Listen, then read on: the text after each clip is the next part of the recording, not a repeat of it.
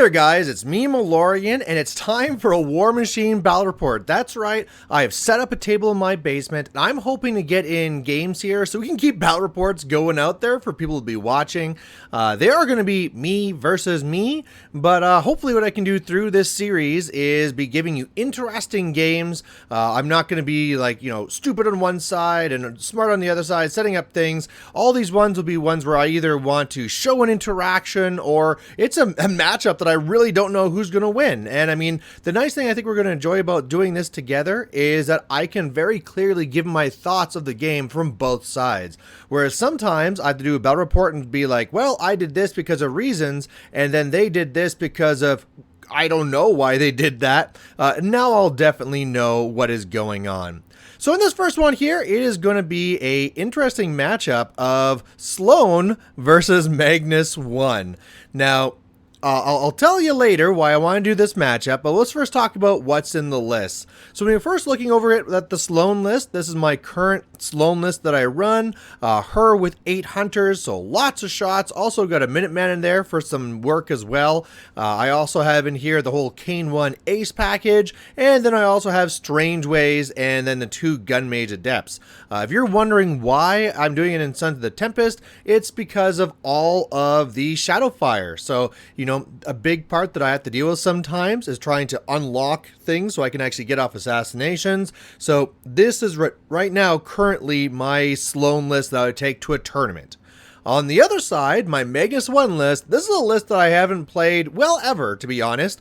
I used to love Magnus1, playing it with a bunch of Buccaneers, and then, unfortunately, the scenarios changed so that you didn't need 5 points to win, you needed 5 more points. And then a certain Hungerford went and changed it so that my poor Buccaneers were 7 points rather than 6 points like they were before, making the Talons just superior in every way. So in my list here, what I'm going to be having is Magnus1, surprise, surprise.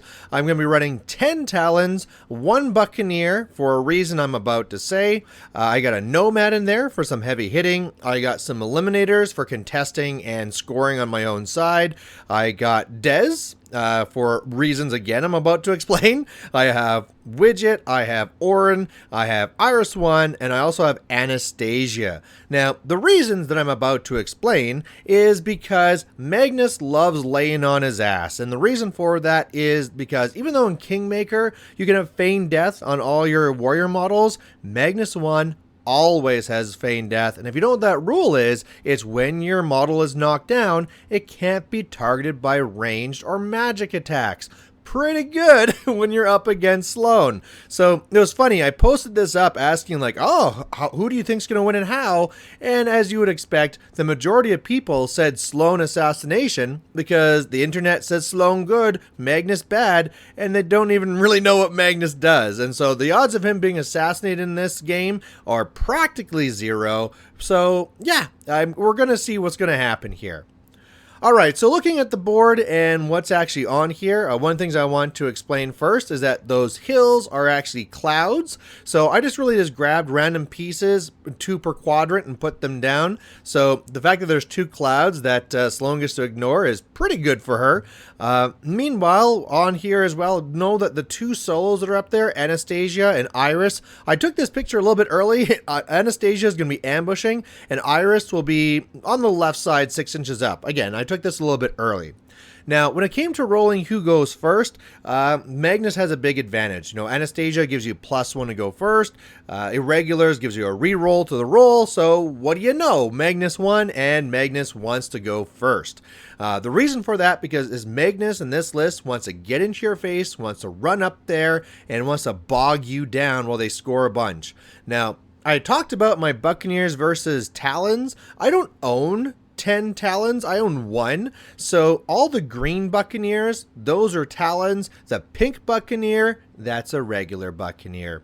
On the other side with Sloan, she's all back there, and I'm really trying to position these things so that on the Magnus side I can score, and on the other side so I can basically try and contest and try and kill. This is going to be a very awkward game. One of the things I should say is that the Minuteman, I just put back with the regular line because Iris with Snipe can go and do nasty things. So I was like, screw it, I'm not going to mess with that. I basically could be like 2 inches up, but it doesn't really matter. I'm not going to be going anywhere anyway. So my thought of my deployment on the Magnus side is that my eliminators are set up to get up there and contest to get in the way.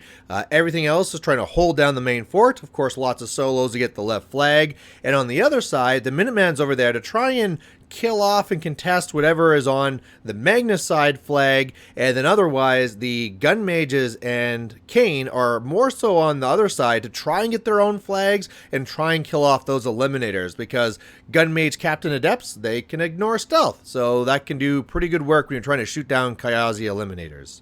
Alright, so now we're getting into turn 1 Magnus, and what I do here is basically go up. You know, the way that the hunters threaten with fire group, they threaten 22 inches, so all my line is 22.1 inches away. You know, all ready to get up there as fast as I can. One of the things I did as a reposition here is because I was counter-deployed with the gun mage adepts, my Kayazi came over so they could get blur on them. So all of a sudden now, you know, like even they are going to be very hard. If you're ignoring the stealth, they're still defense 18. I could also be somewhere else, like in clouds and stuff, to get even higher defense. But yeah, basically getting up there, getting ready to score, and getting ready to threaten.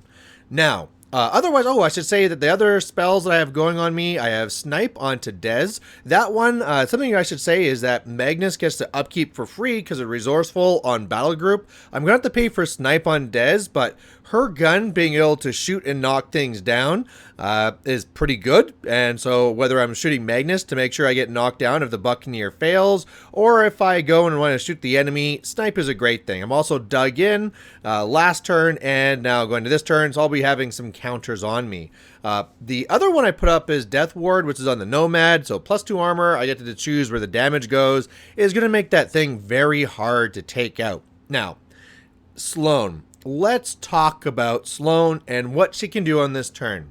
She is not in threat range. She cannot go up and shoot anything, so that's not an option here. We can't do any damage. Here are our options. 1, we can advance and get into a spot where we can contest and be in the scenario game. Or 2, we can go backwards. Now that sounds stupid, but remember that the threat of them is 22 inches, and that's how far I can engage with the heavy. Because what Magnus does is you get to get a free run, and you have parry during that, basically. So with that, I could be running 10 inches with my Nomad. It get an extra 10 inches for 20, 2 inches of reach.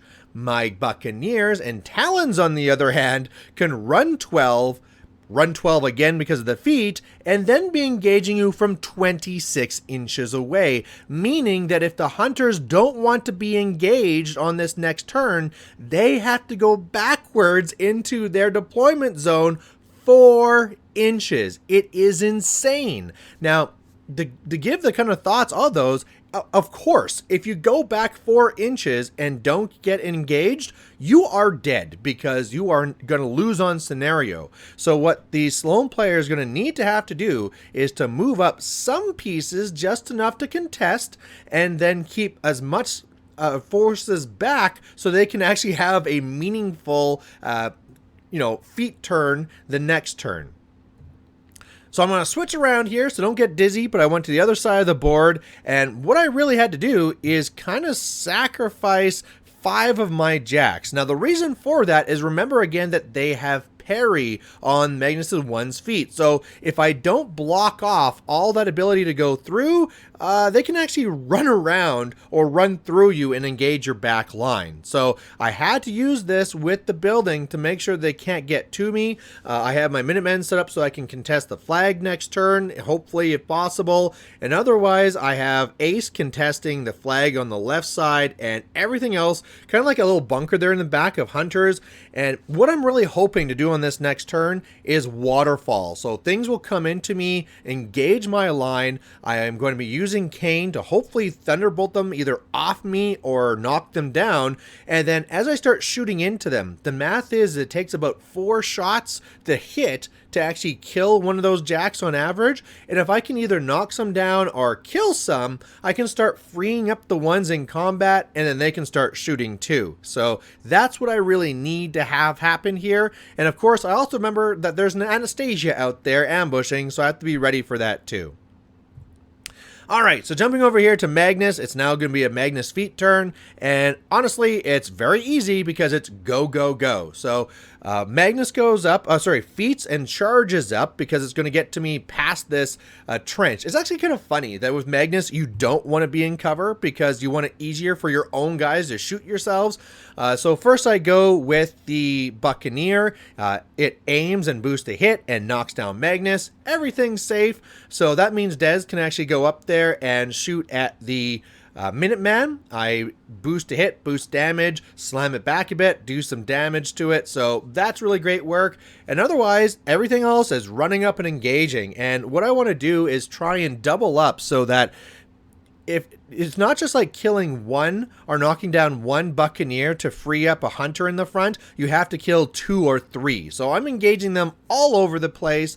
I have one, I even wondered if I shouldn't feat here because I can run and get to there. However, I want to get to the back lines too. So you can see that 2 of them with that 24-inch run, with the run and the feet run, got so far back there. So they're back there trying to get in there. Of course, I set up so I couldn't actually get into Caine, so he's not engaged, but at least I'm tying things up over there. I have the Buccaneer ready to score my right zone if it doesn't get contested or something like that. I have 2 solos that are on the flag, so that'll be hard to remove.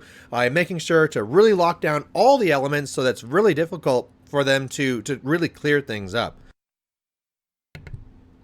Alright, so jumping over here to the Sloan turn, this is bad. I mean, things are all over, and you just need to do work. So really looking at this here, I needed to find a way to do exactly the things I said. And the first thing I want to try and do was to free up the Minuteman over on the right. So I mean, after I go with Sloan, I allocate some of my focus to the jacks in the back. Strangewayes is going to load up the other one. I pop my feet, I cast guided fire, I get fire group for free, I shoot into combat, do a little bit of damage, not much.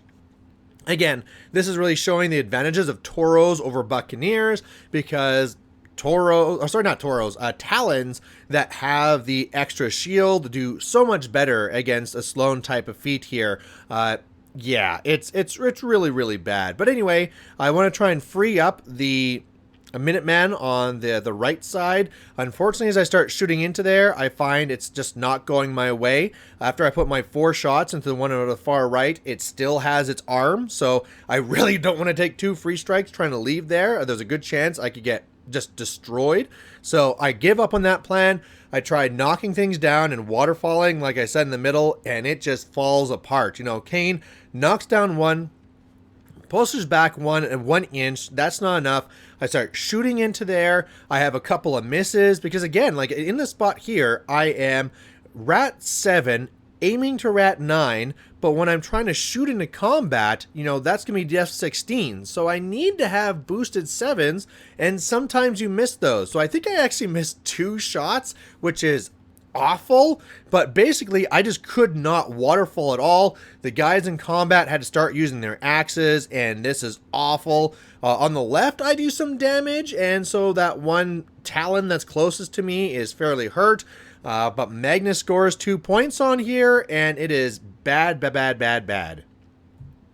So really then going to the other side here, I go in and just start hacking away. And I mean, like, it is so good. Like, at first I was like, okay, I can boost a headbutt, knock things down, then the Nomad can do some work. But Talons have stationary. So, yeah, actually just boost to hit a regular hit, stationary them, which is just so bad for hunters. And then not only are they basically knocked down and easy to hit, but you're doing normal damage. They're having to shake next turn. It's so bad. So, as you can see here, lots of them were just destroyed. And in fact, I was able to get enough work done on the left side. One, having to finish off with like an auxiliary attack from Widget, but I clear off that zone, so I'm going to score their square zone. I score the flag, my own square zone, and boom, that's it. I'm going to win 5-0. So the reason why I want to start off with this match is I want the community to think. You know, in this time, it's a good time to reevaluate everything in your potential list. And I know that if you were ever to normally go into the forums when people are thinking cons, competition, Sloan good, Magnus1 suck. But when you're looking at it, you have to realize that some of these casters have some very interesting abilities that really make it a slam dunk. I mean, in this one here, the fact that you cannot assassinate Magnus unless I somehow missed to knock him down with my Buccaneer and with Dez, and then as well, you just cannot get the alpha for the guns because all those Talons and Buccaneers out-threat how far you can shoot with your hunters. So you are guaranteed to be tied up. You can't take the free strike to jump away because you will get stationary and stop. So you're in a very big problem there. And yeah, it's just bad. So this one here, I gotta be honest, I set this one up kind of as a gotcha because this is what I've thought of before. You know, when I was doing my old tech with Magnus1, I had to think of how it went into Sloan, and nothing really changed too much. I mean, the fact that, hunters used to have parry, that was a problem. They don't do that anymore. But yeah, this is a pretty big deal, and Magnus wins this one very, very easily. Now, I will let you know, I did randomize the scenario. If we would have gotten a different scenario that wasn't as live, you know, it'd be more of a problem. But that just kind of goes to the point of why I say, like, Magnus1 used to be just dominant. We just needed 5 points to win, but now you need 5 more. You can get in a lot of trouble. So anyway, folks, thanks for watching. The next one coming up will be my best new Magnus 2 list against my best new Striker 2 list, and I honestly don't know who's going to win that one. So it should be lots of fun. Hope you'll be here watching with me, and otherwise, we'll catch you later. Bye.